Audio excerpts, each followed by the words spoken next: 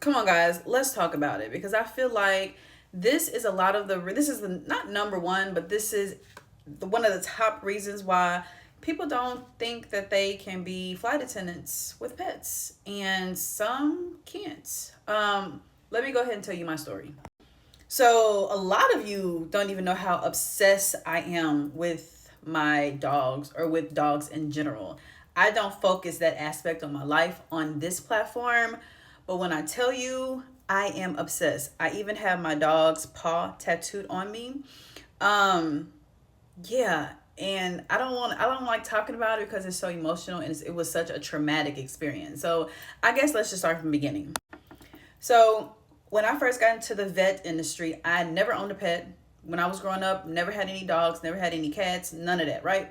So this guy that I was dating, he had messed up, did something, and my gift was he kind of rescued this dog from his grandfather. The dog was like tied to a tree, and they're like real country folks. So to them, it was normal. It was a little itty bitty Bichon. I think she was about maybe 6 or 7 months when he brought her home, and fell in love with her. Her name was Wawa. I kept her name, Bichon, like I said.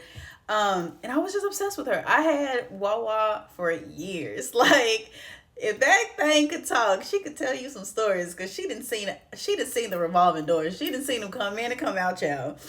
But even when I was flying, she was staying at a boyfriend of mine's mother's house because she also had a dog and they got along kind of.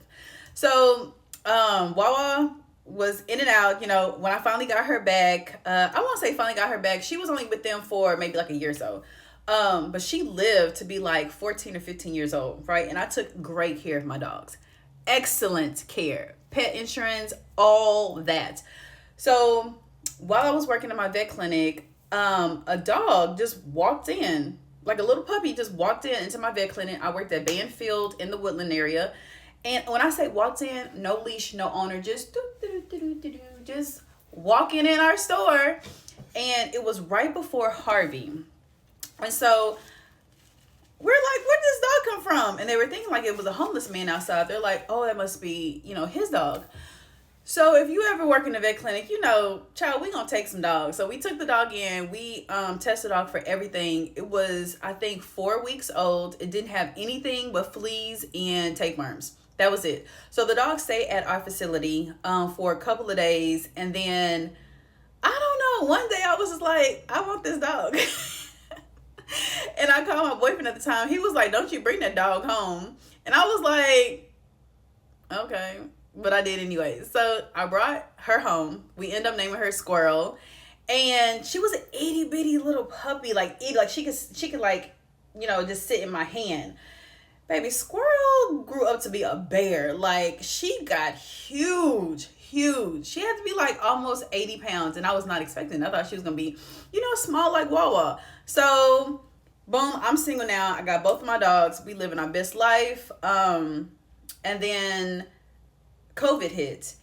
And what happened? I was bartending at Omni Hotel in the Galleria area.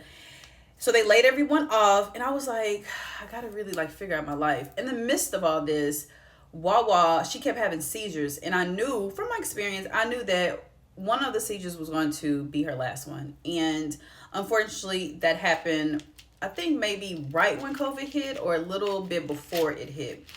I think it was right after because I remember when I took her to the clinic, we couldn't get out the car. So Wawa passes away. I'm devastated. Like, I am distraught. I cannot get out of bed. Squirrel looking at me like, bro, I still need to eat. Like, you still got me. I'm just like, I could not see myself going through this type of traumatic experience twice.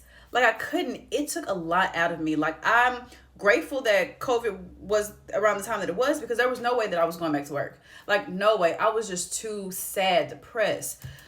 So then I don't know. I just, maybe something happened in my head that just kind of knocked me out of that funk. I started to pour more into myself instead of just feeling sorry for myself and feeling regrets and regretful.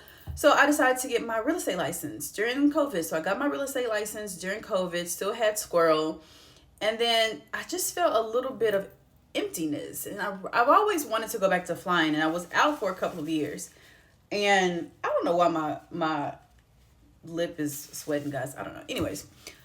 So I made the conscious decision to rehome Squirrel. And I'm about to start crying now.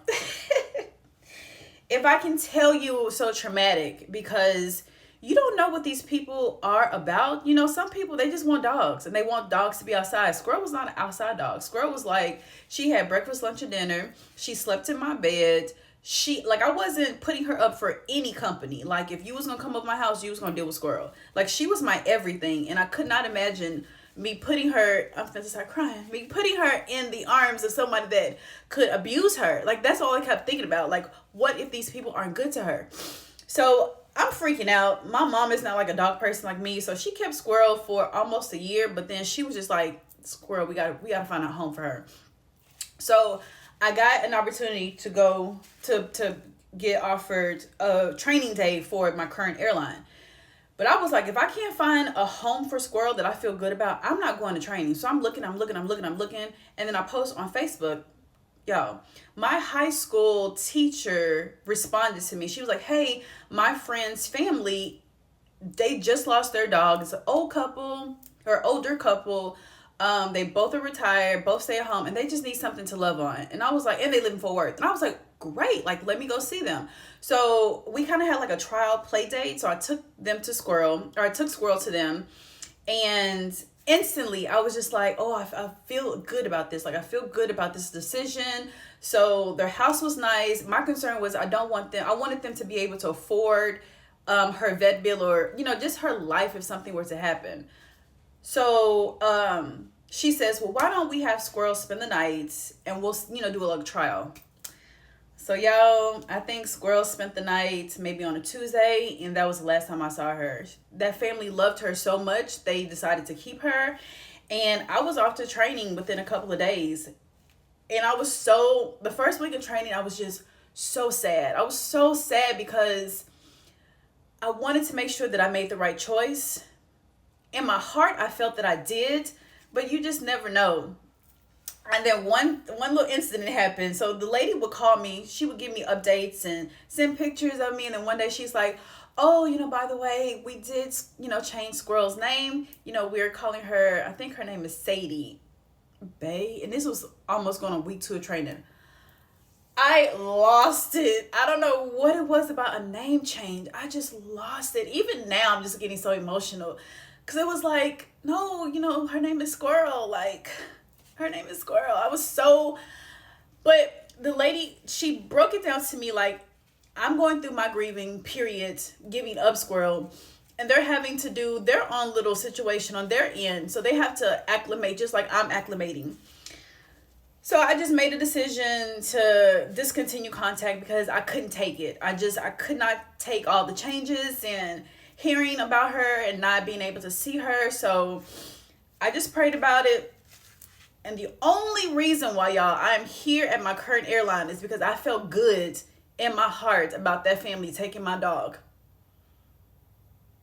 And I don't think this is supposed to be a story time. I think I was just supposed to talk to y'all about flying with dogs. I'm sorry, y'all. This whole video got away, but I had to let it go. I had to get that out, apparently. So, yeah, y'all got some questions about flying with dogs? Hit me up. Sorry, guys.